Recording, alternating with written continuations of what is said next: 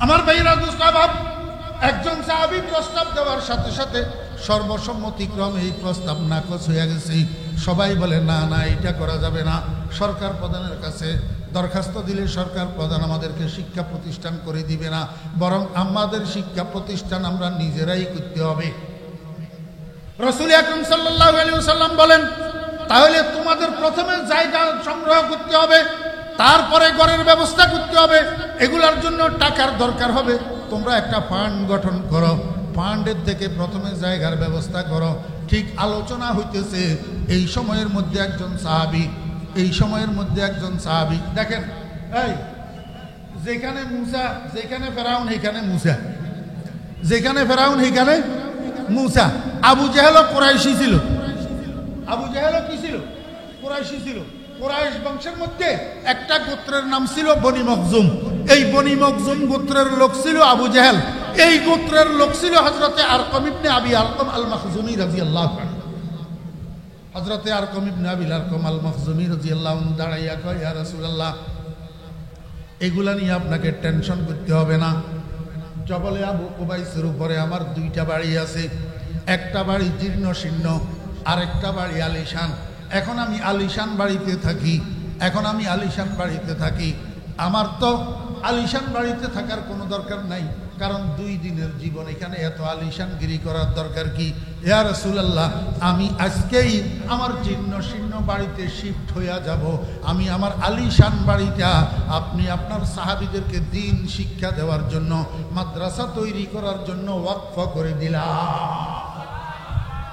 হযরত আরকম ইবনে আবি আরকম রাদিয়াল্লাহু আনহু যখন বাড়ি ওয়াকফ করে দিলেন, সরকারে দু আলম জনাবে মুহাম্মদুর রাসূলুল্লাহ সাল্লাল্লাহু আলাইহি ওয়াসাল্লাম সঙ্গে সঙ্গে এটাকে মাদ্রাসা ঘোষণা করলেন। আর মাদ্রাসার নাম রাখলেন দারুল আরকম আল ইসলামিয়া মক্কা। দারুল আরকম আল ইসলামিয়া মক্কা। অদস্ত জমিদাতা, ঘরদাতা, বাড়িদাতা, ডোনার মেম্বার হযরতে আরকম ইবনে আবি আরকম রাদিয়াল্লাহু আনহু, প্রতিষ্ঠাতা মুহাম্মদুর রাসূলুল্লাহ সাল্লাল্লাহু আলাইহি ওয়াসাল্লাম, প্রধান এবং একমাত্র শিক্ষক মুহাম্মদুর রাসূলুল্লাহ সাল্লাল্লাহু আলাইহি ওয়াসাল্লাম। বুঝি থাকলে বলেন, ইসলামের ইতিহাসের প্রথম মাদ্রাসা দারুল আরকম আল ইসলামিয়া মক্কা। সরকারি মাদ্রাসা না কওমি মাদ্রাসা?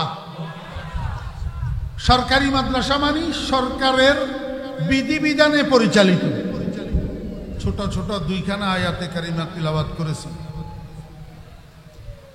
এবং সেই সাথে আমাদের সকলের প্রিয় নবী শফিউল মুজনবিন রহমতুল্লিল আলামিন জনাবে মুহাম্মদুর রাসূলুল্লাহ সাল্লাল্লাহু আলাইহি ওয়াসাল্লামের ছোট্ট একখানা হাদিস শরীফ আপনাদের সামনে পাঠ করেছি।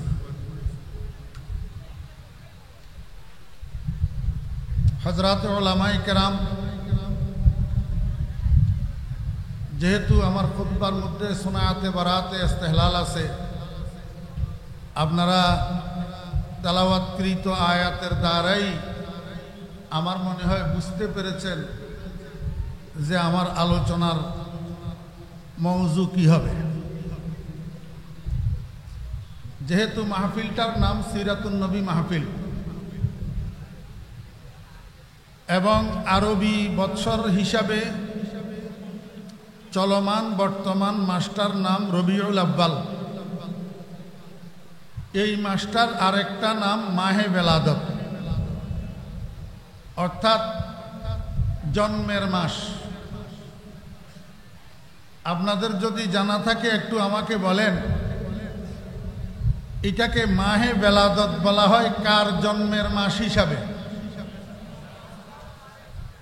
আমাদের প্রিয় নবীজির জন্মের মাস মাহে রবিউল আব্বাল। নবীজির জন্মটাকে আরবি ভাষায় আরেকটা শব্দের দ্বারায় বোঝানো হয়, সেই শব্দটা হলো মিলাদুন নবী। মিলাদুন নবী, মনোযোগ আছে আপনাদের? মিলাদ বলা হয় আরবি ভাষায় জন্মকে, জন্ম। তো মিলাদুন নবী অর্থ নবীজির জন্ম।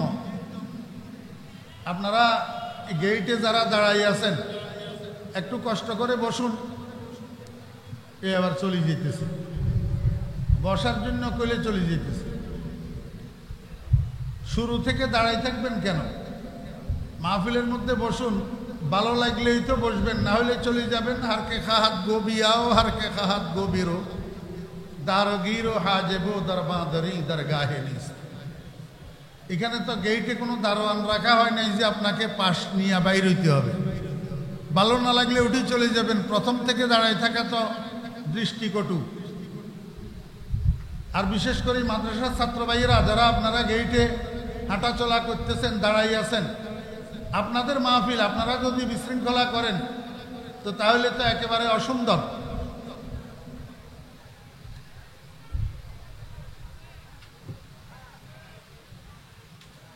মনোযোগ আছে? মিলাদুন নবী, নবীজির জন্ম, এটার সাথে আরেকটা শব্দ যোগ করেন, মাহফিল। মাহফিল শব্দের অর্থ কি বলে না? মাহফিল শব্দের অর্থ সভা, সমাবেশ। তো মাহফিলে মিলাদুন নবী অর্থ কি হইল? নবীর জন্মের মাহফিল। নবীর জন্মের মাহফিল, নবীর জন্মের সভা। এই কথার অর্থ কি? যেই মাহফিলের মধ্যে নবীজি জন্মগ্রহণ করেন বা করবেন। মনোযোগ আছেন? কই আপনি তো খালি বাদামই খাইতেছেন, মনোযোগ কই? আরো বসছেন আমার নাকের ডগায়। টাওয়ার আছে নাকি আপনার? টাওয়ার আছে?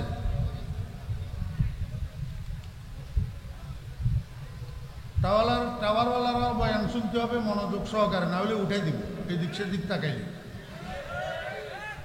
এই টাওয়ারওয়ালারা সব মাহফিলে যায়, নামাজ কিন্তু পড়ে না, ইল্লা মাশাআল্লাহ দুই একজন ছাড়া। মাইকওয়ালা কতগুণ আছে সব মাহফিলে, মাইক ভাড়া দে, মাহফিলে মাহফিলে যায়, কিন্তু নামাজ এক ওয়াক্তও পড়ে না। হতভাগা ফোড়া কোপাল।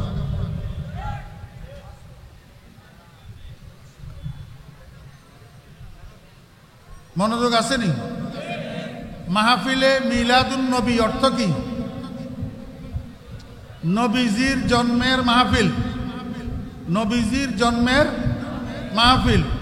তাহলে আমরা কি বুঝলাম? যেই মাহফিলের মধ্যে নবীজি জন্মগ্রহণ করেন বা করবেন, এটা কি সম্ভব? নবীজি একবার মা আমেনার গর্ভ থেকে জন্মগ্রহণ করছেন না? এরপরে 63 বছর বয়সে আবার ইন্তেকাল করছেন না? এখন রওজায়ে আকদসে শুইয়া আছেন না? তো নবীজি সেখান থেকে উঠি কি আবার কোনো মায়ের পেটের থেকে জন্মগ্রহণ করা সম্ভব? তো তাহলে মাহফিলে মিলাদুন নবী অর্থ বুঝার দরকার আছে না নাই? বুঝলে সব সমস্যার সমাধান হয়ে যাবে ইনশাআল্লাহ। বুঝলে সব ঝগড়া খতম হয়ে যাবে ইনশাআল্লাহ। আমার পীর সাহেব হুজুর রহমতুল্লাহি আলাইহি, আমার কলিজার টুকরা মুর্শিদ হযরত মাওলানা শাহ জমির উদ্দিন নানুপুরি রহমতুল্লাহি আলাইহি সব সময় একটা কথা বলতেন, বাবারা, যে না বুঝে মনে মনে তারে বুঝাইতে পারে কনে। অর্থাৎ যে বুঝার চেষ্টা করবে তাকে আপনি অল্প কথায় বুঝাই দিতে পারবেন, আর যে বুঝার চেষ্টা করবে না, ঘাট তেরামি করবে, তাকে দুনিয়া শুদ্ধ মানুষ একসাথে বুঝাইতে পারবে না। মনোযোগ আছে?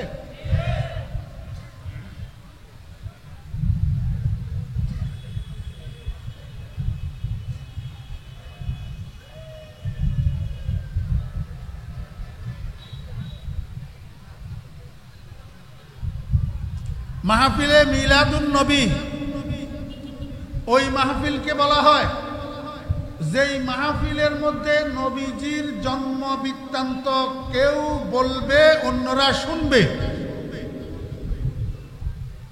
যেই মাহফিলের মধ্যে নবীজির জন্ম বৃত্তান্ত আলোচনা হবে সেই মাহফিলকে বলা হয় মাহফিলে মিলাদুন নবী। মনোযোগ আসেনি?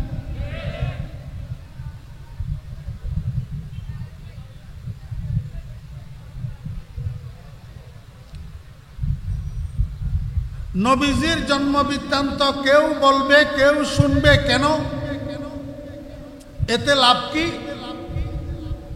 রাসূল আকরাম সাল্লাল্লাহু আলাইহি ওয়াসাল্লামের গোটা জীবনের মধ্যে, বিশেষ করে নবীজির জন্মের মধ্যে কিছু অলৌকিকতা আছে, অস্বাভাবিকতা আছে, যেগুলাকে নবীদের জন্য মুআজিজা, ওলি আবদালদের জন্য কেরামত, গায়রে মুসলিম অমুসলিমদের থেকে হইলে এরহাসাত বলা হয়। মাদ্রাসার ছাত্র ভাইয়েরা কিতাবের মধ্যে পড়ছেন, রাসূল আকরাম সাল্লাল্লাহু আলাইহি ওয়াসাল্লামের জন্মের মধ্যে এমনিভাবে কিছু অলৌকিকতা আছে, অস্বাভাবিকতা আছে। শুধু আমি একটা আপনাদেরকে বুঝাই, মহিলাদের ডেলিভারির মধ্যে কিছু কষ্ট আছে না নাই? জি, কিরকম কষ্ট? মহিলাদের ডেলিভারির মধ্যে, আমাদের মায়েদের সন্তান প্রসবের মধ্যে একটা ব্যথা আছে। ওই ব্যথাটার পরিমাণ কত? একজন মানুষের শরীরে যেই পরিমাণ ব্যথা সহ্য করার ক্ষমতা আল্লাহ পাক দিয়েছেন, তার থেকে 40 গুণ বেশি ব্যথা ডেলিভারির ব্যথা। কত গুণ? 40 গুণ। এই কারণে আমার কিছু কিছু মা বোনেরা ডেলিভারির ব্যথা বরদাস্ত করতে না পেরে ডেলিভারির মধ্যে মারা যায়। আল্লাহর হাবিব জনাবে রাসূলুল্লাহ সাল্লাল্লাহু আলাইহি ওয়াসাল্লাম বলছেন, এই সন্তান প্রসব করতে যাইয়া যদি কোনো মা বোন মারা যায়, সেটা শহীদ। সেটা কি? শহীদ। তাহলে সাব্যস্ত হলো ডেলিভারির মধ্যে কষ্ট আছে। রাসূল আকরাম সাল্লাল্লাহু আলাইহি ওয়াসাল্লামের ভূমিষ্ঠ হওয়ার পর নবীজির আম্মা জান মা আমেনা ওনার সহপাঠী মহিলাদের সাথে গল্প করতে যাইয়া বলতেছেন যে, তোমরা তো বলো ডেলিভারির মধ্যে এরকম কষ্ট, এরকম কষ্ট, এরকম ব্যথা, কই আমার মুহাম্মদ যে প্রসব হইল, আমার মুহাম্মদ যে জন্মগ্রহণ করলো, আমি তো টেরও পাইনি। বুঝে থাকলে বলুন তো, একটা সন্তান প্রসবের সময় মায়ের টের না পাওয়া, এটা কি স্বাভাবিক না অস্বাভাবিক? এটা রাসূল আকরাম সাল্লাল্লাহু আলাইহি ওয়াসাল্লামের মুআজিজা, অলৌকিকতা। এরকম হাজারো অলৌকিকতা নবীজির জীবন বৃত্তান্ত এবং জন্ম বৃত্তান্তের মধ্যে আছে। এখন নবীজির জন্ম বৃত্তান্ত যদি কোথাও আলোচনা হয়, কেউ করে কেউ শুনে, তো যারা শুনবে তাদের মধ্যে দুই প্রকারের লোক থাকে।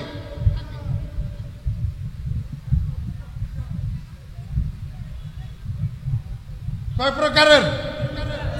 এক প্রকার বেঈমান, আর এক প্রকার বেআমল ইমানদার। এক প্রকার বেঈমান। কোন বেঈমান যদি রাসূল আকরাম সাল্লাল্লাহু আলাইহি ওয়াসাল্লামের এই অলৌকিকতা সম্পন্ন জন্ম বৃত্তান্ত শুনে, সে ঈমান আনার দিকে দীক্ষিত হবে, ঈমান আনার জন্য দাবিত হবে, কলমা পড়বে লা ইলাহা ইল্লাল্লাহু মুহাম্মাদুর রাসূলুল্লাহ। এই ভূমিকা যে এই জন্য একটু আস্তে আস্তে বলতেছি, আপনাদের মনোযোগ আকর্ষণ করার জন্য, তাওয়াজ্জুহ হাসিল করার জন্য। ধৈর্য সহকারে শুনেন, মজা লাগবে ইনশাআল্লাহ সামনে।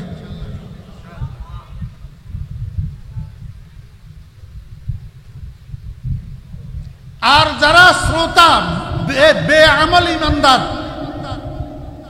ইমানদার সবগুলা নামাজ পড়ে, রোজা রাখে, হজ ফরজ হইলেও হজ করে, যাকাত ফরজ হইলেও যাকাত দেয়, সুদ খায় না, বহুত ইমানদার ঘুষ খায় না, দেশের সম্পদ বিদেশে পাচার করে না, রাজনীতির নামে মানুষ খুন করে না, রাস্তায় অন্যের মেয়ের দিকে লোলুপ দৃষ্টিতে তাকাইয়া ইফটিজিং করে না, মোবাইলের মধ্যে পাবজি খেলে না, ফ্রি ফায়ার খেলে না, এমন ইমানদার দুনিয়াতে আছে না নাই? এরা যখন নবীজির জন্মের অলৌকিকতাগুলা শুনবে, তারা আমলের দিকে দীক্ষিত হবে, গুনাহ ছাড়ার জন্য দাবিত হবে। কথা বুঝছেন না বুঝেন? সর্বোপরি বক্তা শ্রোতা সবাই যেন লাভবান হয়, সেই লাভটা কি? ক্বালান নবী সাল্লাল্লাহু আলাইহি ওয়াসাল্লাম, ইনদা যিকরিস সালিহিন তাতানাজ্জালুর রাহমা আল্লাহর হাবিব জনাব রাসূলুল্লাহ সাল্লাল্লাহু আলাইহি ওয়াসাল্লাম ইরশাদ করেন, যেখানে নেককারদের আলোচনা হয় সেখানে আল্লাহর রহমত নাজিল হয়। নেককারদের আলোচনা হলে সেখানে আল্লাহর কি হয়? রহমত নাজিল হয়। তো যারা সেখানে উপস্থিত থাকে, আলোচনা করে শুনে, এরা এই রহমতের ভাগীদার হয়। আমাকে একটু বুঝে থাকলে বলুন তো, রহমতুল লিল আলামিনের চেয়ে বড় নেককার কে? জি, আর কেউ নাই। রাসূল আকরাম সাল্লাল্লাহু আলাইহি ওয়াসাল্লাম বলেন, আনা আতকাকুম ওয়া আফযালুকুম ওয়া আ'লামুকুম, আমি তোমাদের মধ্য থেকে সবচেয়ে বড় মুত্তাকি, তোমাদের মধ্য থেকে সর্বোত্তম এবং তোমাদের মধ্য থেকে সবচেয়ে বড় জ্ঞানী। আগে পরে আরো কথা আছে, মিশকাতের মধ্যে আছে, হাদিস গতকাল পড়াইলাম। রাসূল আকরাম সাল্লাল্লাহু আলাইহি ওয়াসাল্লামের থেকে বড় নেককার আর কেউ?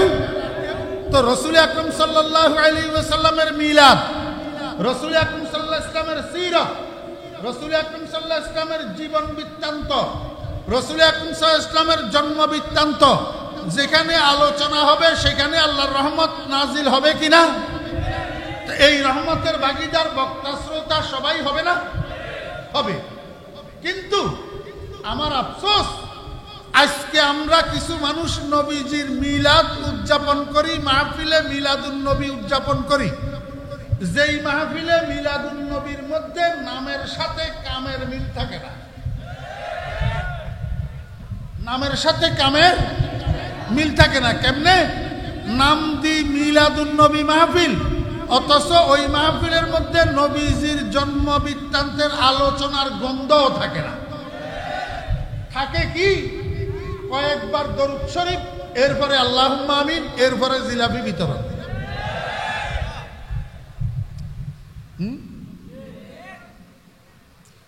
আমার যদি ভুল হয়, প্রত্যেকটা শব্দের জন্য আমি জিম্মাদার, প্রত্যেকটা শব্দের জন্য আমি জবাবদেহি।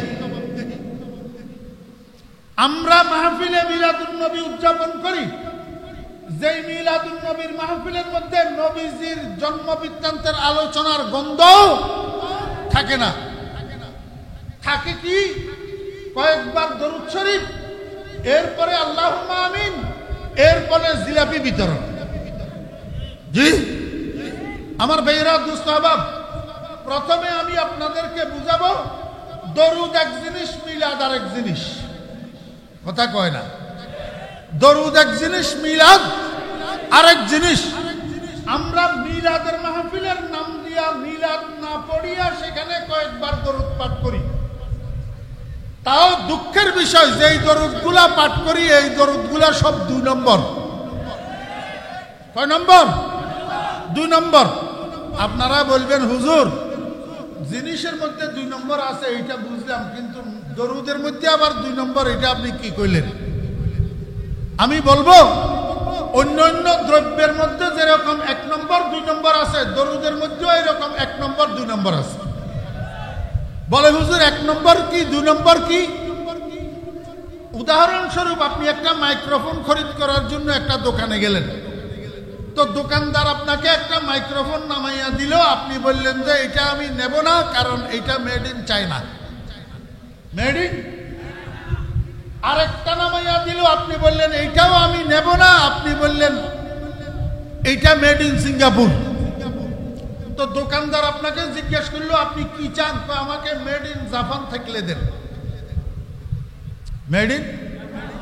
দোকানদার কয় মেড ইন জাপান একটার দাম 10,000 টাকা, আর এগুলার দাম হইল একটা 2,000 টাকা। কাস্টমারে কয় এগুলা 2,000 টাকা দিয়ে খরিদ করব, 6 মাস যায় কিনা তার গ্যারান্টি নাই, নষ্ট হইলে মেরামতের সুযোগ নেই, ওয়ান টাইম। আর মেড ইন জাপান যদি আমি 10,000 টাকা দিয়ে খরিদ করি, কমপক্ষে 10 বছরের আগে নষ্ট হবে না, আবার নষ্ট হইলেও মেরামত করলে ঠিক। কথা বুঝছেন না বুঝেন না? অতএব আমি এই মেড ইন চায়না আর মেড ইন সিঙ্গাপুর 2 নম্বর খরিদ করব না, আমাকে মেড ইন জাপান দেন 1 নম্বরটা। মনোযোগ আসেনি? এদিক সেদিক তাকাইলে মনোযোগ হইল না। আর বিশেষ করিয়াই পোলাপাইন তোরা মনে কষ্ট গেলে আমারে মাফ করে দিস। নাউজুবিল্লাহ মিন জালিক, আমি অহংকার করি বলতেছি না, আমি জাহেল বক্তা না, আমি একজন শিক্ষক, আমি একজন মুদাররিসে দ্বীন। ছাত্রদের সামনে কিতাব পড়াই তো এদিক সেদিক তাকাইলে অমনোযোগী হইলে ক্লাসের মধ্যে আমি ছাত্রদেরকে শাস্তি করি। আমার ছাত্ররা আছে, তোমরা জিজ্ঞেস কর, আমি যখন লালপোল ছিলাম 16 বৎসর বুখারী শরীফ লইয়া ছাত্রদের সামনে বসার আল্লাহ পাক আমাকে তৌফিক দিছে। আমার ঘন্টায় একটা ছাত্র জুড়বে, এদিক সেদিক তাকাবে, সুযোগ নাই। আমি এই এত বড় বুখারী শরীফ লইয়া দাঁড় করাই দিব, হাতে লই দাঁড়াই থাক 45 মিনিট। আমি সেই শিক্ষক। তোমরা মাদ্রাসার ছাত্ররা এখন যারা পড়তেছ, তোমরা তো আমাদের নাতিপন্থীর মতো, কারণ আমাদের ছাত্ররা এখন বুখারী মুসলিম তিরমিজি পড়াইতেছে। এদিক সেদিক তোমরা তাকাইলে আমার মনে হয় যে তুমি অমনোযোগী ছাত্র, মনে কষ্ট আসে। মাদ্রাসার ছাত্ররা একটু মনোযোগ সহকারে শোনো, এদিক সেদিক তাকাইও না। আমি অমনোযোগী দেখতে পারি না। মনোযোগ আসেনি? তাহলে মাইক্রোফোন কোনটা 1 number? Made in China, made in Japan. ও 2 নম্বর কোনটা? Made in China, made in Singapore. ঠিক দরুদের মধ্যে এরকম কিছু দরুদ আছে মেড ইন মদিনা, আর কিছু দরুদ আছে made in out of Medina. আসেনি?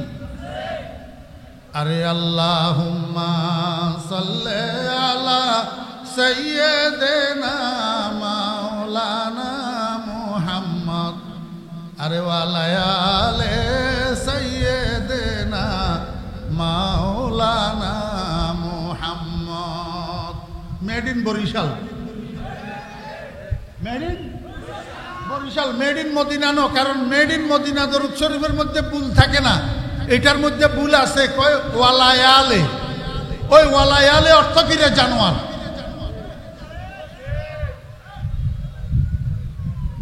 মনোযোগ আসেনি? মেড ইন বরিশাল 1 নম্বর না 2 নম্বর? মুস্তাফা জানে রহমত पे लाखों सलाम, शम्ए बज़्म हिदायत पे लाखों सलाम। আপনারা কি মনে করেন আমরা টানতে জানিনি? সুন্দর লাগেনি? মগর টানি না। আমরা সুন্দরের পূজারি না, আমরা অরিজিনালের পূজারি। আমরা সুন্দরের পূজারি নই, আমরা খাঁটি জিনিসের পূজারি। আমরা সুন্দরের পূজারি নই, আমরা সুরের পাগল নই, আমরা মেড ইন মদিনার পাগল। মুস্তাফা জানে রহমত পে লাখো সালাম। ভাষাটা উর্দু না আরবি? উর্দু। উর্দু করাচির ভাষা না মদিনার ভাষা? তাহলে মেড ইন মদিনা না মেড ইন করাচি? 1 নম্বর না 2 নম্বর? আল্লাহুম্মা সাল্লি আলা মুহাম্মাদিন ওয়া আলা আলি মুহাম্মাদ কামা সাল্লাইতা আলা ইব্রাহিম ওয়া আলা আলি ইব্রাহিম ইন্নাকা হামিদুম মাজিদ। আল্লাহুম্মা বারিক আলা মুহাম্মাদিন ওয়া আলা আলি মুহাম্মাদ কামা বারাকতা আলা ইব্রাহিম ওয়া আলা আলি ইব্রাহিম ইন্নাকা হামিদুম মাজিদ। Made in Medina, made in. আমার ভাইরা মুসাবাব, মদিনার কামলিওয়ালা যার উপরে আমরা দরুদ শরীফ পড়ি, উনার জবান থেকে সর্বপ্রথম এই দরুদ বাইর হইছে, এবং উনি নিজেও নিজের উপরে এই দরুদ শরীফ পাঠ করতেন। মনোযোগ আসেনি? রাসূলুল্লাহ সাল্লাল্লাহু আলাইহি ওয়াসাল্লাম দরুদ পড়তেন কি পড়তেন না? কেন? কেন পড়তেন? আল্লাহ পাকের আদেশ পালন করার জন্য। আল্লাহ পাকের আদেশ পালন করার জন্য। কি আদেশ? ইয়া আইয়ুহাল্লাযীনা আমানু সাল্লু আলাইহি ওয়া সাল্লিমু তাসলিমা। মনোযোগ আসেনি?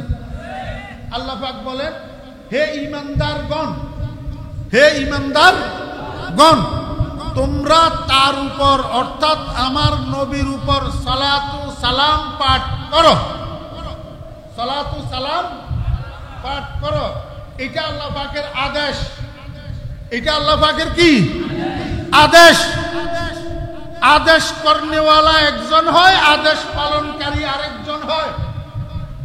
আমের একজন হয়, মামুর আরেকজন হয়। এই জন্য আমি আপনাদেরকে বুঝাবো, আমাদের দেশের কিছু আলেমেরা আমাদের লাইনেরও আছে, দেওবন্দি লাইনেরও আছে। বয়ানের শুরুতে বিভিন্ন শেয়ার বারবার বারবার পড়িয়া পড়িয়া বালাগালুলা বেকামালি এটারে দৌড়ায়। বয়ানের শুরুতে বক্তা সাহেব কি বুঝি দৌড়ায় এটা আমি জানি না, তবে এলেম শূন্য শ্রোতা যারা আছে তারা মনে করে এটা দরুদ শরীফ। তারা মনে করে এটা কি দরুদ শরীফ। আসলে বালাগালুলা কোনো দরুদ শরীফ না। আরে 2 নম্বর হইলেও তো দরুদ, কিন্তু বালাগালুলা 2 নম্বরও না, দরুদও না। আমি একটু অনুবাদ করে দিই, আপনারা শুনেন। বালাগালুলা বিকামালিহি, পৌঁছে গেছেন আমার প্রিয় নবীজি উনার পরিপূর্ণতার দ্বারা সর্বোচ্চ শিখরে।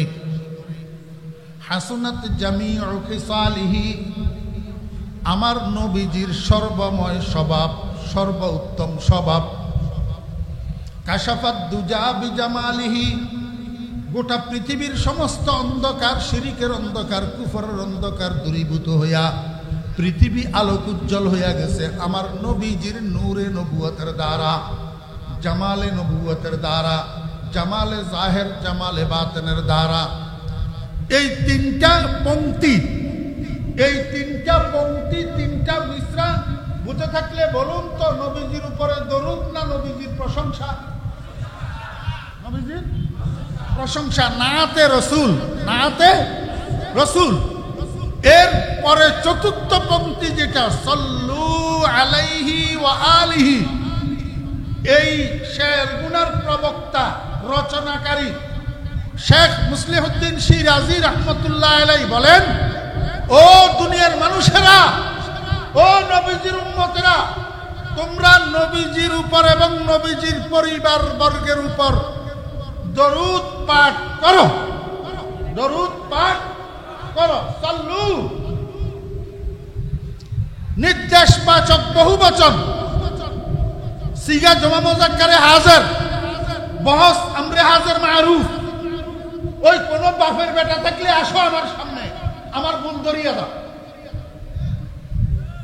সাল্লু আলাইহি ওয়া আলিহি, তোমরা দরুদ পাঠ করো নবীর উপর, নবীর পরিবার বর্গের উপর। বুঝে থাকলে বলুন তো, এটা দরুদ না দরুদের আদেশ?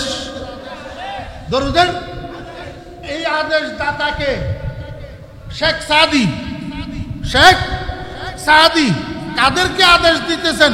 কিয়ামত পর্যন্ত আনেওয়ালা নবীজির উম্মতকে।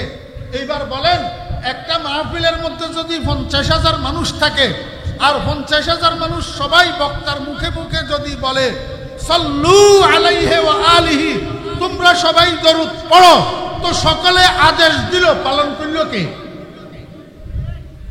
মা কথা কয় না, বুঝে না লাগে। সবাই কি দিল? আদেশ দিল। সবাই আমের হইল, মামুর হইল কেনা? এর চেয়ে বড় জিহালত, এর চেয়ে বড় বোকামি, এর চেয়ে বড় গাদামি আর কি হতে পারে? রাসূল আকরাম সাল্লাল্লাহু আলাইহি ওয়াসাল্লামের নাত, রাসূল আকরাম সাল্লাল্লাহু আলাইহি ওয়াসাল্লামের প্রশংসা, এতে কোনো সন্দেহ নাই। এটা নিজে নিজে আওড়াইলে কোনো অসুবিধা নাই, নবীজির প্রশংসায় পঞ্চমুখ হবে। কিন্তু কেউ যদি এটাকে দরুদ মানে করি পড়ে, তার মতো বোকার গাদা দুনিয়াতে আর নাই। একবার দরুদ পড়লে 10টা রহমত পাওয়া যায়, 10টা গুনাহ মাফ হয়, 10টা নেকি আমল নামায়ের মধ্যে লেখা হয়। ইসমাঈল আলাইহিস সালামের বংশ থেকে 10টা গোলাম আজাদ করার সওয়াব পাওয়া যায়। 1,00,000 বার বালাগালুলা পড়লে এই সওয়াব পাওয়া যাবে, কোনো হাদিসে নেই। রাসূল আকরাম সাল্লাল্লাহু আলাইহি ওয়াসাল্লামের আমলে বালাগালুলা ছিল নি? শেখ সাহাবী নবীজির আগের নি না পরে? না নবীজির যুগে সাহাবী নি, তো বালাগালুলা হাদিসে আসেনি। তো বালাগালুলা এটা দরুদ নি, তো এইটারে দরুদের সাথে সমতুল্য কি করি আমরা? আমার ভাইরা দোস্ত, আমি আপনাদেরকে বুঝাইতে চেয়েছিলাম মুস্তাফা জানে রহমত পে লাখো সালাম, এটা উর্দু ভাষা করাচির ভাষা, এটা মেড ইন করাচি। আর আল্লাহুম্মা সাল্লি আলা মুহাম্মাদিন ওয়া আলা আলি মুহাম্মদ, এটা মেড ইন মদিনা। কেন মেড ইন মদিনা? মদিনার কামলিওয়ালা, যার উপরে আমরা নিজের উপরে দরুদ শরীফ পড়তেন। কারণ আল্লাহ পাক যে আদেশ করছেন, ইয়া আইয়ুহাল্লাযীনা আমানু, হে ঈমানদারগণ, সাল্লু আলাইহি ওয়া আলিহি, তোমরা নবীর উপর, নবীর পরিবার বর্গের উপরে দরুদ পাঠ করো। আপনারা বুঝে থাকলে আমাকে বলুন, নবীজি ঈমানদার ছিলেন কিনা? জি, নবীজি ঈমানের দায়রা ভুক্ত না বহির্ভূত? ঈমানের দায়রা ভুক্ত না। তো ইয়া আইয়ুহাল্লাযীনা আমানুর মধ্যে নবীজি নাই, তাহলে সাল্লু আলাইহি ওয়া সাল্লিমু তাসলিমা, আল্লাহ পাকের এই আদেশ অন্য ঈমানদারের উপরে যেরকম বর্তায়, নবীজির উপরেও বর্তায়। অতএব নবীজি নিজেও দরুদ পড়তেন। কেমনে পড়তেন? নবীজি নামাজি ছিল না বেনামাজি ছিল? কথা কয় না। নামাজি ছিল না বেনামাজি? তো এখন আখেরি জমানায় খাজা বাবা, ল্যাংটা বাবা কতগুলা যে নামাজ না পড়ি নিজেরে বাবা সাজায়, এরা কি আসলে বাবা না বন্ড? বেনামাজি বন্ড। বেনামাজি কি? বন্ড। সে যেই তরিকার হোক, যেইখানেকার হোক, বেনামাজি কোনদিন আল্লাহর ওলি হইতে পারে না, বেনামাজি বন্ড হইতে পারে। রাসূলুল্লাহ সাল্লাল্লাহু আলাইহি ওয়াসাল্লাম নামাজ পড়ছেন না পড়েন নাই? মনোযোগ আসেনি? রাসূলুল্লাহ সাল্লাল্লাহু আলাইহি ওয়াসাল্লামের নামাজের মধ্যে আখেরি বৈঠক ছিল নি? ও আখেরি বৈঠকে তাশাহুদ নবীজি পড়তেননি? তাশাহুদ পড়তেননি? তো তাশাহুদের পরে আল্লাহুম্মা সাল্লি আলা নবীজির নামাজের মধ্যে ছিল নি? তো নবীজি নামাজের মধ্যে দরুদ পড়তেননি? তাহলে ওই দরুদ, যেই দরুদ আমরা নামাজের মধ্যে পড়ি, নবীজিও নামাজের মধ্যে পড়তেন। এখন তোমার কাছে যদি এই দরুদটা পছন্দ না লাগে, মনোযোগ আছে না? তোমার কাছে যদি এই দরুদ মজা না লাগে, তোমার কাছে মজা লাগে মুস্তাফা জানে রহমত পে লাখো সালাম, তাহলে তুমি একটা কাজ করো, তুমি নামাজের আখেরি বৈঠকে আশহাদু আল্লা ইলাহা ইল্লাল্লাহ ওয়া আশহাদু আন্না মুহাম্মাদান আবদুহু ওয়া রাসূলুহু মুস্তাফা জানে রহমত পে লাখো সালাম, শামঈ বজমে হেদায়েত পে লাখো সালাম, আসসালামু আলাইকুম ওয়া রাহমাতুল্লাহ, আসসালামু আলাইকুম ওয়া রাহমাতুল্লাহ। নামাজ হবে নি? তো যেটা দিবে এটা নামাজ হবে না, সেইটার পিছনে পুরস্কার। যেটা দিয়ে নামাজ হবে না, সেইটা মানুষের শিখস্কা। মানুষের এই পেটকে খাতের বনে ভিখারি ফেরতে দর দর মারে, বাবু এক পয়সা দে দে, ওই দুনিয়াদার মোল্লা নিজের পকেট বাড়ি করার জন্য পাবলিকের আর কত ধোঁকা দিবি। মেড ইন মদিনা শিখাও, মেড ইন মদিনা শিখাও। মেড ইন মদিনা দরুদ আরো আছে না নাই? আল্লাহুম্মা সাল্লি আলা মুহাম্মাদিন নাবিয়্যিল উম্মিয়্যি ওয়া আলা আলিহি ওয়া সাহবিহি ওয়া সাল্লিম তাসলিমা। এই দরুদ এটা আপনারা মুখস্থ পারেননি? জি, মাদ্রাসার ছাত্ররা হাত উঠাইবেন। মাদ্রাসার ছাত্ররা ছাড়া সাধারণ ভাইয়েরা যারা আসছেন, আপনাদের মধ্যে যদি কারো এই দরুদ শরীফ মুখস্থ থাকে একটু হাত উঠাইয়া দেখান। মাশাআল্লাহ, মাশাআল্লাহ, মোটামুটি 8-10টা উঠছে, তবে উপস্থিতি এর চেয়ে আরো অনেক বেশি। আপনারা কিন্তু এই দরুদ শরীফটা মুখস্থ জানেন না, এটা কিন্তু made in Medina. Made in কেমন? Made in Medina. হাবিবে খুদা জনাবে মুহাম্মদুর রাসূলুল্লাহ সাল্লাল্লাহু আলাইহি ওয়াসাল্লামের ইরশাদ করেন, আমার উম্মতেরা, তোমাদের মধ্য থেকে কেউ যদি শুক্রবার জুমার দিন এই দরুদ শরীফটা 80 বার পাঠ করে, আল্লাহ পাক তার জীবনের 80 বৎসরের গুনাহ মাফ করে দিবেন। কয় বৎসরের? 80 বৎসরের। আমার ভাইরা দোস্ত আবাব, মেড ইন মদিনা। সারা জীবন ওয়ালায়ালে সাইয়ে গোদেন মাওলানা মুহাম্মদ, সারা জীবন টানলেন, কিন্তু যেই দরুদ শরীফটা 80 বৎসরের গুনাহ মাফ হয় শুক্রবারে 80 বার পড়লে, সেই দরুদ শরীফটা মুখস্থটাও করতে পারলেন না। এইটা নিয়ে মহব্বত, এইটা নিয়ে ভালোবাসা। আমার ভাইয়েরা দোস্ত আহবাব, আমি আপনাদেরকে বুঝাইতে চাইছিলাম মাহফিলে মিলাদুন নবী, মাহফিলে মিলাদুন নবী।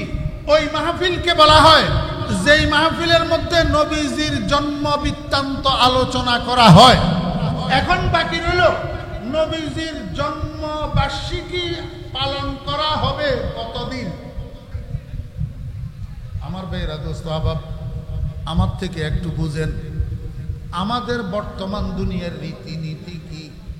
একটা মানুষের জন্মবার্ষিকী যখন আসে তখন আনন্দ উদযাপন করা হয়, উৎসব করা হয় কতদিন? যতদিন মানুষটা বেঁচে থাকে, যতদিন মানুষটা বেঁচে থাকে। যখন ওই মানুষটা মারা যায় তখন মৃত্যুর একটা ব্যথা হয় সকলের কাছে, আত্মীয় স্বজন, মা বাপ, ভাই বেড়াদর, বন্ধু বান্ধব, সকলের কাছে মৃত্যুর একটা ব্যথা হয়। এই মৃত্যুর ব্যথাটায় জন্মের আনন্দটাকে ডাকনা দিয়া দে। মনোযোগ আসেনি? আপনারা পরীক্ষা করে দেখবেন, একজন মায়ের 22 বছর বয়সের একটা তরুণ ছেলে যদি হঠাৎ করে গাড়ি অ্যাক্সিডেন্টে আকস্মিকভাবে মারা যায় তখন মা বাপের কলিজায় ব্যথা লাগেনি?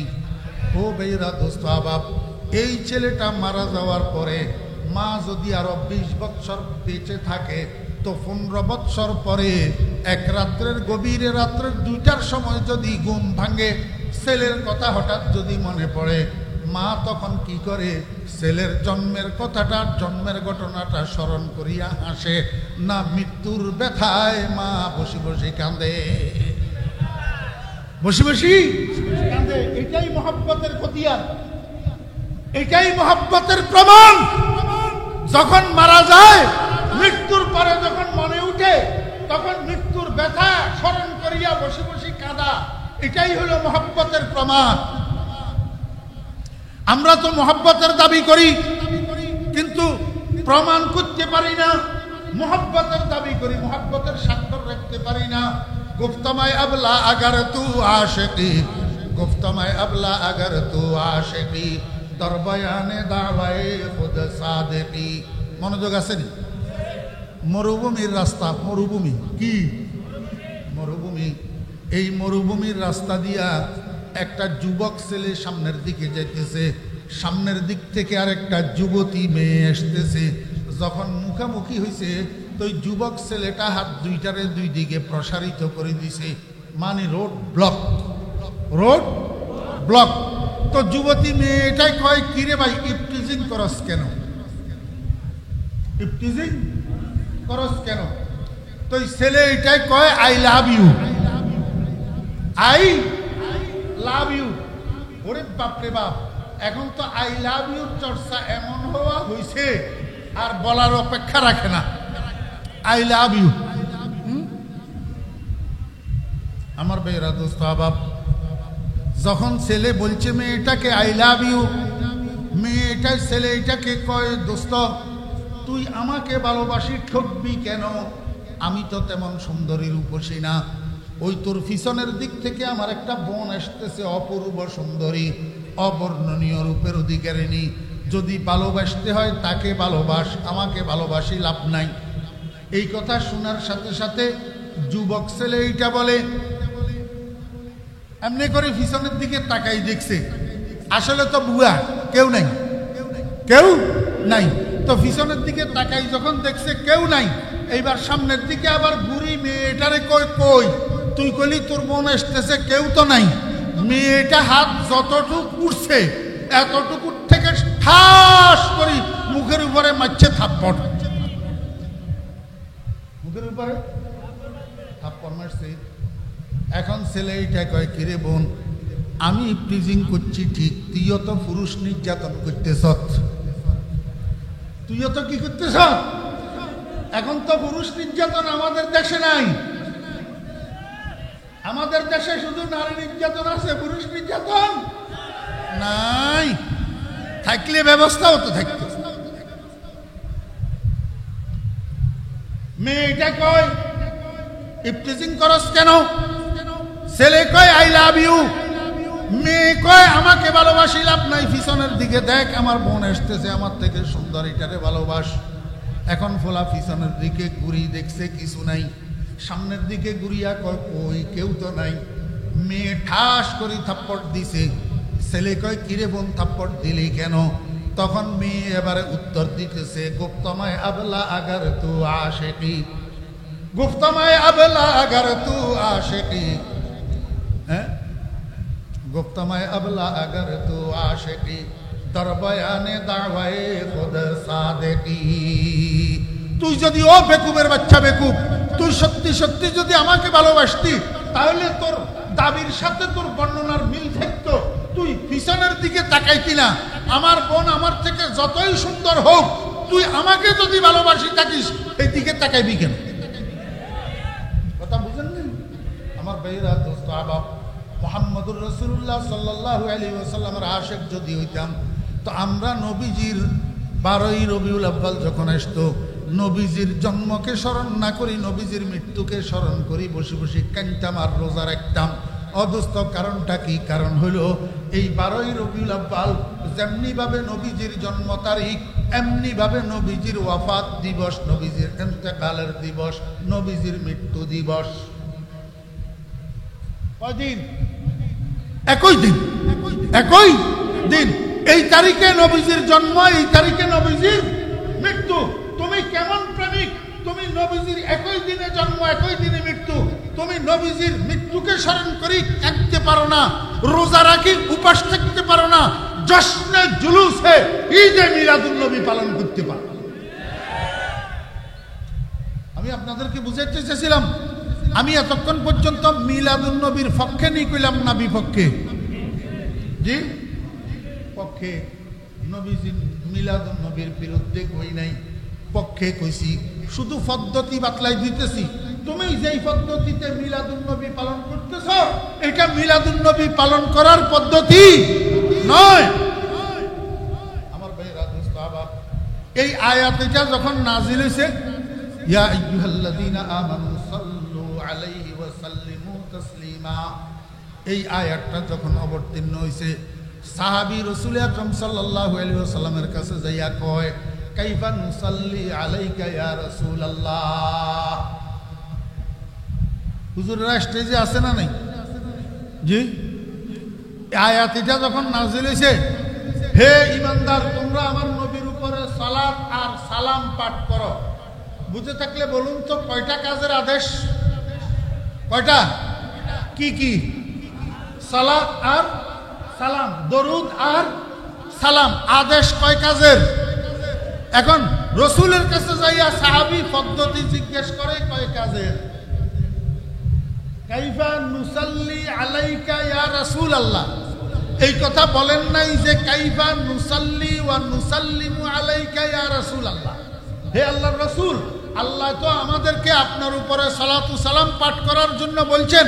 এখন আমরা কিভাবে সালাত আর সালাম পাঠ করব? দোনোটার পদ্ধতি জিজ্ঞাসা করেন নাই, জিজ্ঞাসা করছেন একটার পদ্ধতি। কারণ কি? সালাম কিভাবে নবীজিকে দিবে উম্মত, এটা নবীজি আগেই উম্মতকে শিখাইয়া রাখছেন। যেহেতু আগে শিখাইয়া রাখছেন, সেহেতু সাহাবায়ে কেরাম হুজুরে পাক সাল্লাল্লাহু আলাইহি ওয়াসাল্লামের কাছে সালামের পদ্ধতি জিজ্ঞাসা করেন নাই। আমার ভাইয়েরা, দোস্ত আহবাব, মনোযোগ আছেনি? এইবার শুনেন নতুন। রাসূল আকরাম সাল্লাল্লাহু আলাইহি ওয়াসাল্লাম উম্মতকে সালাম দেওয়ার কি কি পদ্ধতি, কয়টা পদ্ধতি শিখাইছিলেন? রাসূল আকরাম সাল্লাল্লাহু আলাইহি ওয়াসাল্লামের সালাম দেওয়ার পদ্ধতি দুইটা। কয়টা? দুইটা। এক নম্বর নামাজের ভিতরে, দুই নম্বর নামাজের বাহিরে। যদি নামাজের ভিতরে আপনারা নবীজিকে সালাম দেন তাহলে এই ভাষায় দিতে হবে, আসসালামু আলাইকা আইয়ুহান নাবিয়্যু ওয়া রাহমাতুল্লাহি ওয়া বারাকাতুহু। এটা সালাম আপনারা দেননি, নবীজিকে নামাজের মধ্যে সালাম দেননি। আসসালামু আলাইকা আইয়ুহান নাবিয়্যু ওয়া রাহমাতুল্লাহি ওয়া বারাকাতুহু। অদস্ত সালাম এইটা উত্তম না ইয়া নবী সালামু আলাইকা উত্তম? হ্যাঁ, আসসালামু আলাইকা আইয়ুহান নাবিয়্যু ওয়া রাহমাতুল্লাহি ওয়া বারাকাতুহু উত্তম। এখন আপনিও নামাজের মধ্যে এই ভাষায় নবীজিকে সালাম দেন, আমিও নামাজের মধ্যে নবীজিকে এইভাবে ভাষায় সালাম দিই। শুধু ইয়া নবী সালামু আলাইকা কই না, এই জন্য আপনি আমারে বানান রসুলের দুশ্মন ওয়াহাবি। আমি আমার কথা বলতেছি, শুধু ফরিদউদ্দিন আল মোবারক, আর কেউ না। আপনি যদি বলেন পাবলিকেরে বুঝান ফরিদউদ্দিন আল মোবারক ওহাবি, রসুলের দুশ্মন, নবীজিকে সালাম দেয় না, কিরে ভাই আমি আপনাদের কাছে ইনসাফ চাই, আমি নামাজ পড়ি কি পড়ি না? তো নামাজ আপনি যেরকম পড়েন আমিও পড়ি, আপনিও নামাজের মধ্যে নবীজিকে সালাম দেন, আসসালামু আলাইকা আইয়ুহান নবিয়্যু, আমিও নবীজিকে নামাজের মধ্যে সালাম দিই, আসসালামু আলাইকা আইয়ুহান নবিয়্যু। বসি বসি না দাঁড়াই দাঁড়াই, কথা কয় না, বসি বসি নামাজের মধ্যে আপনিও তো নবীজিকে বসি বসি সালাম দেন, আমিও বসি বসি সালাম দিই। এখন নবীজিকে বসি সালাম দিলে যদি বেয়াদব হয়, গুস্তাখে রসুল হয়, তাহলে আপনিই তো বড় গুস্তাখ আর বেয়াদব। আপনিও তো বসি বসি নামাজের মধ্যে কি করেন? আসল কথা হলো শরীয়ত এমন এক জিনিস যেখানে নিজের থেকে কিছু সংযোজন বিয়োজন করার কোনো সাধ্য নাই। শরীয়ত এমন জিনিস যেখানে নিজের থেকে কিছু বাড়ানো কমানোর কোনো সুযোগ নাই। আল্লাহ আল্লাহ রাসূল যেখানে যেইভাবে যেই ভাষায় যেইটা করার জন্য বলছেন, সেইখানে সেই ভাষায় সেইটা করার নাম হইল সুন্নত, করার নাম কি? সুন্নত। এখন নামাজের মধ্যে রসুল যেই ভাষা শিখাইছেন সেই ভাষায় নবীজিকে বসি বসি সালাম দেওয়া, এটার নাম সুন্নত। যদি কেউ নামাজের মধ্যে দাঁড়াইয়া কয় ইয়া নবী সালাম আলাইকা, তাহলে সেটার নাম সুন্নত না, তাকে সুন্নি বলা যাবে না। সুন্নি বলা যাবে না। তাহলে রসুল যেভাবে শিক্ষা দিচ্ছে সেভাবে কি করতে হবে? সালাম দিতে হবে। আমরা তো সেটাই করি, আমরা নবীজিকে দাঁড়াইয়াও সালাম দিই, বসিও সালাম দিই, শুইয়া শুইয়াও সালাম দিই। জি, একটু পরে বুঝবেন কেমনে। তাহলে কয় নম্বর গেল? 1 নম্বর, নবীজির উপরে উম্মতে সালাম দিবে, নবীজিকে উম্মতে সালাম দিবে নামাজের ভিতরে 1 নম্বর। 2 নম্বর নামাজের বাহিরে। এখন নামাজের বাহিরে যদি নবীজিকে সালাম দেয় সেটা আবার 2 প্রকার। সেটা আবার কয় প্রকার? 1 নম্বর হলো ফেস টু ফেস, সামনাসামনি। হ্যাঁ, সামনাসামনি। আমার ভাইরা দোস্ত আবাব, নবীজিকে ফেস টু ফেস সালাম দেওয়ার সৌভাগ্য লাভ করছেন একমাত্র সাহাবায়ে কেরাম, একমাত্র সাহাবায়ে কেরাম। আমরা পাইছি নি এই সৌভাগ্য? আমরা নবীজিরে দেখছি না, নবীজি আমাদেরকে দেখছেন?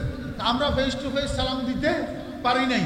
যারা ফেস টু ফেস সালাম দিতে পারছে তাদেরকে নবীজি শিখাইছেন আসসালামু আলাইকুম ওয়া রাহমাতুল্লাহি ওয়া বারাকাতুহু, এটা শিক্ষা দিয়েছেন। সাহাবায়ে কেরাম নবীজিকে সামনে পাইলে এই ভাষায় সালাম দিতেন, আসসালামু আলাইকুম ওয়া রাহমাতুল্লাহি ওয়া বারাকাতুহু। বুঝছেন না? বুঝেন নাই? তাহলে এটা হলো নবীজিকে ফেস টু ফেস সামনাসামনি সালাম দেওয়া। আর যদি কেউ নবীজিকে সামনাসামনি সালাম দেওয়ার জন্য না পায়, এটা আবার 2 প্রকার। এটা আবার কয় প্রকার? 2 প্রকার। কাছের থেকে সালাম দেওয়া অথবা দূরের থেকে সালাম দেওয়া। কাছের থেকে সালাম দেওয়া মানে আল্লাহর হাবিব জনাবে মুহাম্মদুর রাসূলুল্লাহ সাল্লাল্লাহু আলাইহি ওয়াসাল্লাম যদিও দুনিয়াতে মাটির উপরে নাই, মদিনা শরীফের রওজায়ে আকদাসের মধ্যে আল্লাহর হাবিব জনাবে মুহাম্মদুর রাসূলুল্লাহ সাল্লাল্লাহু আলাইহি ওয়াসাল্লাম সশরীরে জীবিত অবস্থায় শায়িত আছেন। ও দোস্ত বাবেরা, যদি নবীজির কোনো উম্মত নবীজির রওজার পাশে যাইয়া নবীজিকে সালাম দেয়, তো সেটাও সামনাসামনি সালাম দেওয়া। কি রকম? যে সালাম দেয় সে যদিও নবীজিকে না দেখে, নবীজি কিন্তু তাকে দেখে। নবীজি শুধু দেখে যে নয়, বরং নবীজি উম্মতের সালামের উত্তর দিয়া থাকে। সালামের কি দে? প্রমাণ আসেনি? প্রমাণ সনদ সহ। আমার উস্তাদ লালপুরের হযরত মুফতি শাহ হুজুর রাহমাতুল্লাহ আলাইহি, মুফতি সাঈদ আহমদ সাহেব নব্বারাল্লাহু মারকাদাহু, নানুপুর মাদ্রাসায় প্রধান মুফতি ছিলেন 18 বছর। ওই সময়ে নানুপুর মাদ্রাসায় থাকাকালীন নানুপুর মাদ্রাসা থেকে একটা পত্রিকা বাইর হইত, মাসিক পত্রিকা, মাসিক আর রশিদ।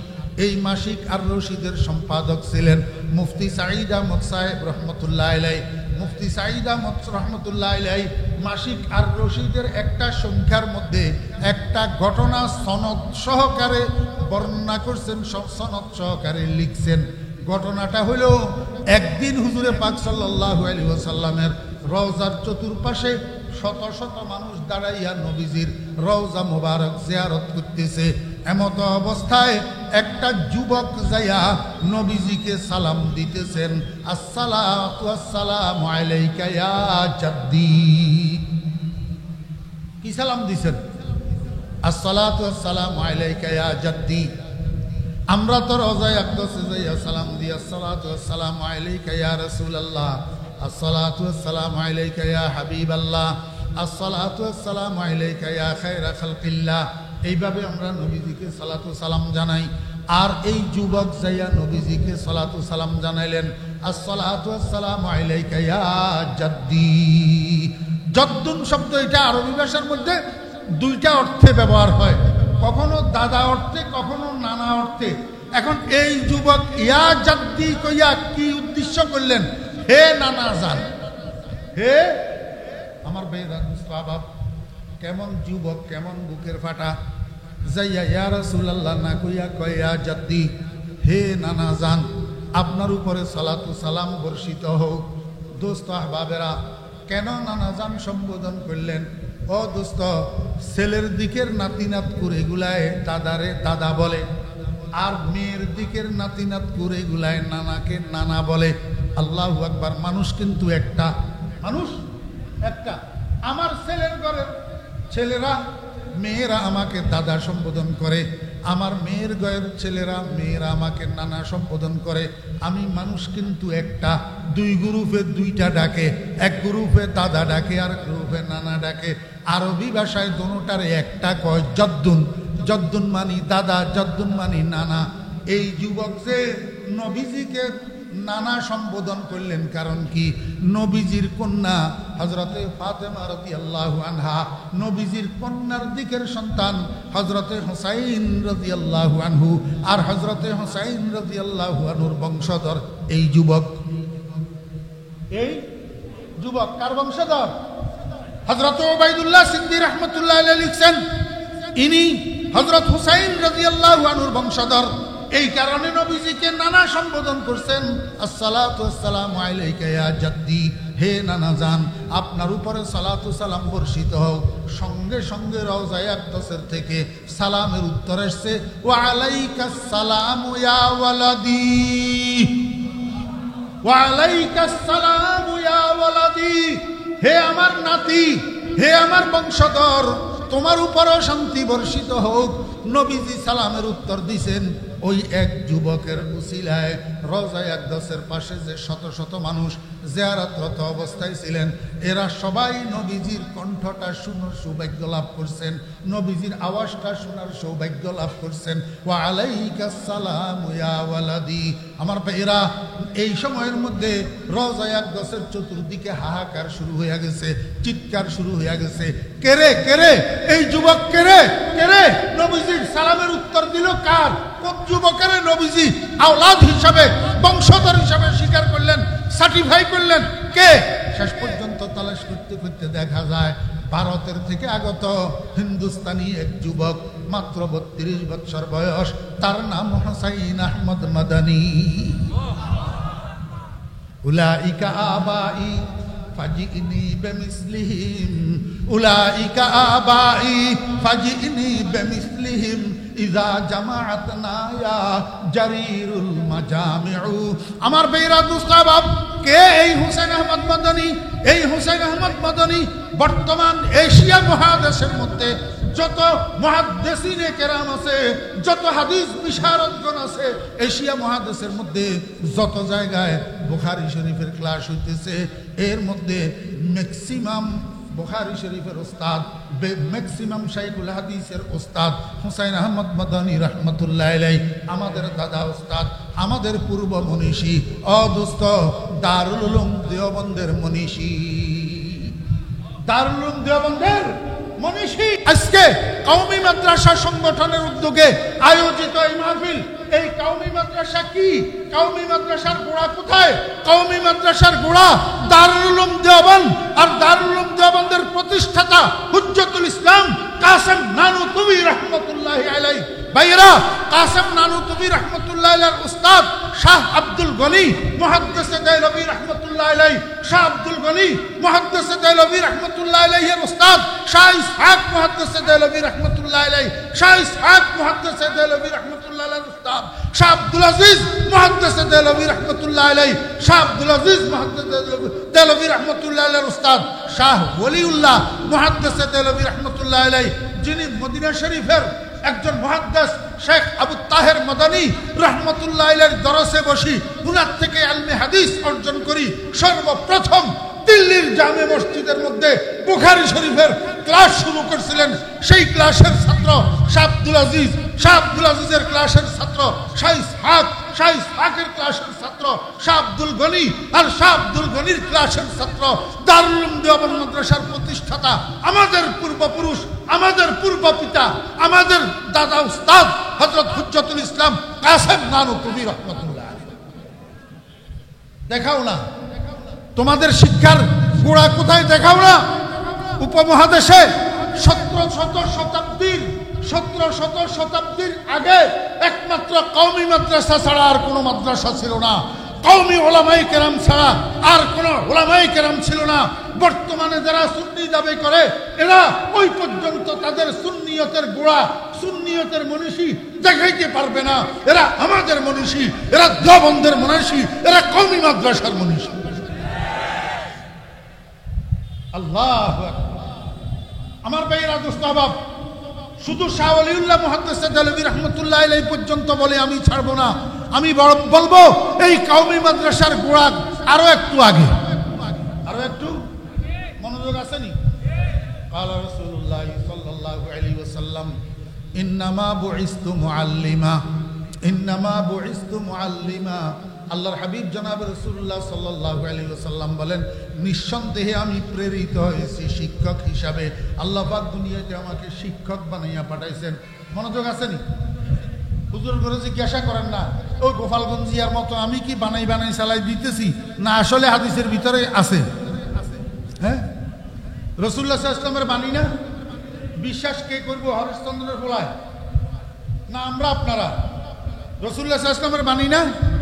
ইন্নামা, নিঃসন্দেহে, বুইসতু, আমি প্রেরিত হয়েছি, আমাকে পাঠানো হয়েছে, মুআল্লিমান, শিক্ষক বানাইয়া। কি বানাইয়া? আমার ভাইয়েরা, দোস্ত আহবাব, রাসূল আকরাম সাল্লাল্লাহু আলাইহি ওয়াসাল্লাম যেই শিক্ষা প্রতিষ্ঠানের শিক্ষক ছিলেন ওই শিক্ষা প্রতিষ্ঠানের নাম ইউনিভার্সিটি। কথা কয় না? ওই শিক্ষা প্রতিষ্ঠানের নাম university, college, high school, primary school না মাদ্রাসা? মাদ্রাসা।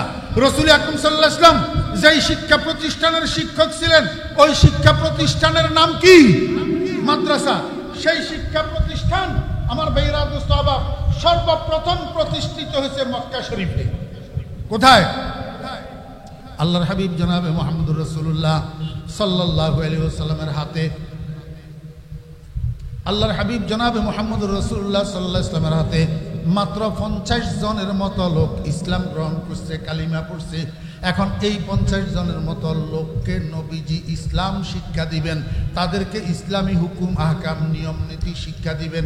এখন সাহাবীদেরকে লইয়া নবীজি বসছেন, কেমনে শিক্ষা দিবেন? আল্লাহর হাবিব বলেন, তোমরা যদি বারে বারে আমার কাছে আসে তাতেও আমার কষ্ট হবে, আর আমি যদি তোমাদের ঘরে ঘরে যাই তাতেও আমার কষ্ট হবে। এখন তোমাদেরকে দ্বীন শিক্ষা দেওয়ার জন্য, ইসলাম শিক্ষা দেওয়ার জন্য, ইলম শিক্ষা দেওয়ার জন্য একটা প্রতিষ্ঠানের দরকার। এই প্রতিষ্ঠানটা কিভাবে কায়েম করা যায়? সাহাবায়ে কেরামরা সবাই আছে, মনোযোগ আসেনি? হ্যাঁ, একজনে প্রস্তাব করলো, ইয়া রাসূলুল্লাহ, সরকার প্রধানের কাছে আমরা যদি দরখাস্ত করি, সরকার প্রধান যদি আমাদেরকে একটা শিক্ষা প্রতিষ্ঠান বানাইয়া দেয় তাহলে ভালো হয় না? আমার ভাইয়েরা, দোস্ত আহবাব, এই তখন মক্কা শরীফের মধ্যে সরকার প্রধানের নাম হইল mister Abu Jahl. Mister Abu Jahl, mister Abu Jahl ইসলামের শুভাকাঙ্ক্ষী, কোরআনের শুভাকাঙ্ক্ষী, রসুলের শুভাকাঙ্ক্ষী। তো যদি সরকার প্রধান ইসলামের শুভাকাঙ্ক্ষী না হয়, কোরআনের শুভাকাঙ্ক্ষী না হয়, মুসলমানের শুভাকাঙ্ক্ষী না হয়, তো মুসলমানের ছেলেদেরকে দ্বীন শিখানোর জন্য প্রতিষ্ঠান করে দিবে না করা প্রতিষ্ঠানের সহযোগিতা করবে? কিচ্ছু করবে না, কিচ্ছু করবে না, বরং এইগুলা কিভাবে দুলিশ্বাত হইয়া যাইতে পারে সেই চেষ্টা করবে। এটাই স্বাভাবিক। আমার ভাইরা দোস্ত আহবাব, একজন সাহাবী প্রস্তাব দেওয়ার সাথে সাথে সর্বসম্মতিক্রমে এই প্রস্তাব নাকচ হয়ে গেছে। সবাই বলে না না, এটা করা যাবে না। সরকার প্রধানের কাছে দরখাস্ত দিলে সরকার প্রধান আমাদেরকে শিক্ষা প্রতিষ্ঠান করে দিবে না, বরং আমাদের শিক্ষা প্রতিষ্ঠান আমরা নিজেরাই করতে হবে।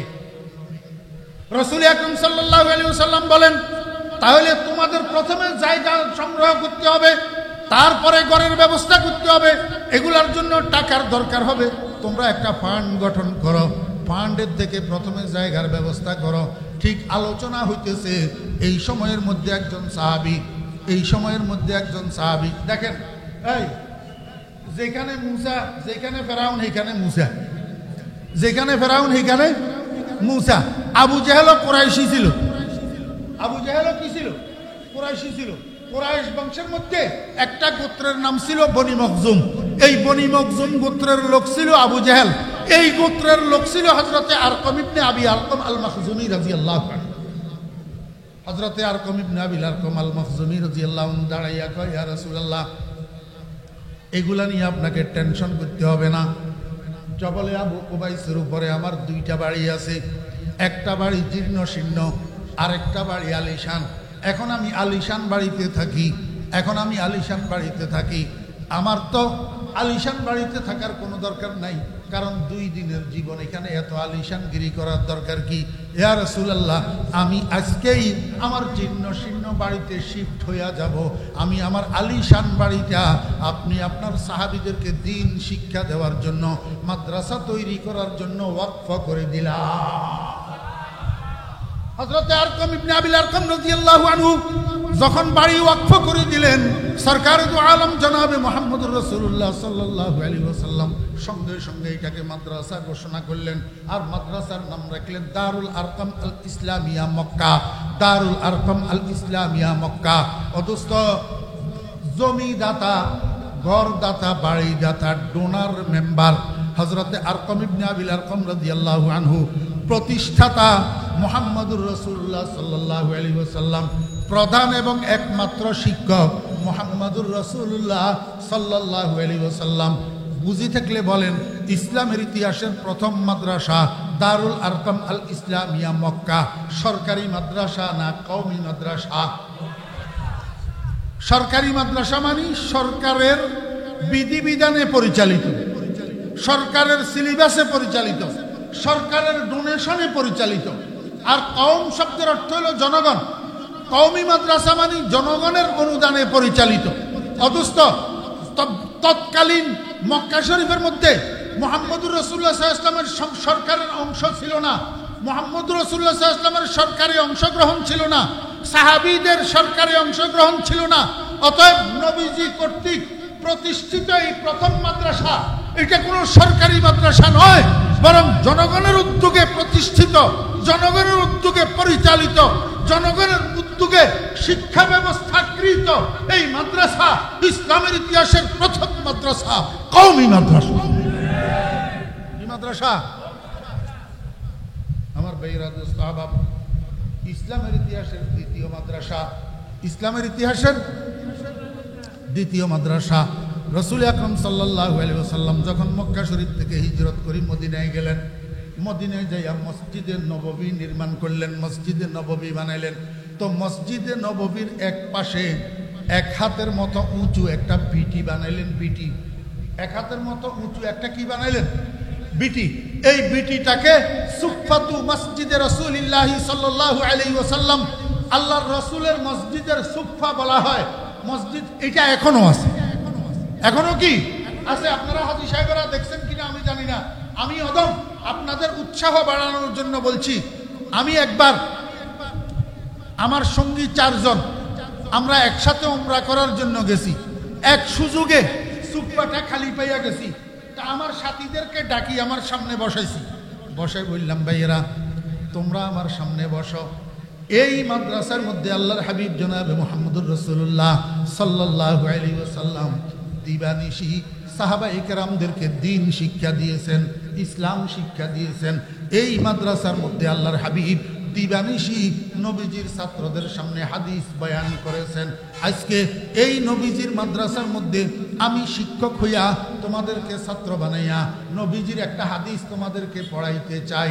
আমি আমার নিজের থেকে মুহাম্মদুর রাসূলুল্লাহ সাল্লাল্লাহু আলাইহি ওয়াসাল্লাম পর্যন্ত সনদ বয়ান কইরা বুখারী শরীফের শেষ হাদিসটা وبالسند المتصل منا إلى الإمام الحافظ الحجة أمير المؤمنين في الحديث أبي عبد الله محمد بن إسماعيل رحمه الله تعالى قال حدثنا أحمد بن أشكاب قال حدثنا محمد بن فضيل قال حدثنا